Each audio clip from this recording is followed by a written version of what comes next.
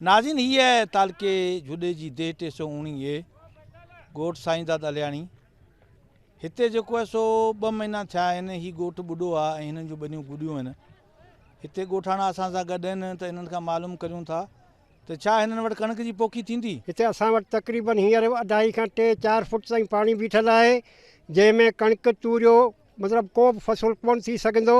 2 खां 3 महीना पाणी जॾहिं लहंदो तंहिंखां पोइ वञी मिर्च या वऊं थी सघनि था। अॻु में को बि असांखे कंहिं शइ जो आसरो कोन्हे। ना राशन मिलियो आहे, ना कुझु प्राइवेट इदारा अचनि पिया असांखे ॾियनि पिया। ही ॿनियूं कॾहिं वानियूं थींदियूं? ही ॿनियूं वञी सियारे खां बि पोइ थींदियूं। असांजूं ना कणिकूं थींदियूं, ना को फसल असांजी कोन थींदी। ॻोठ में साईं जाम पाणी बीठो आहे, घरनि में 6 खां 7 फुट पाणी बीठो आहे।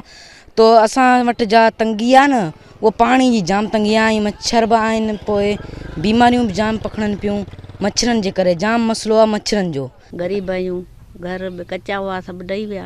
ही घर जेके आहिनि असांजा ॾही विया आहिनि ऐं पासे में चओ तरफ़ पाणी पाणी नज़र अची रहियो आहे। हुकूमत या कंहिं बि इदारो को बि असां वटि न आयो आहे।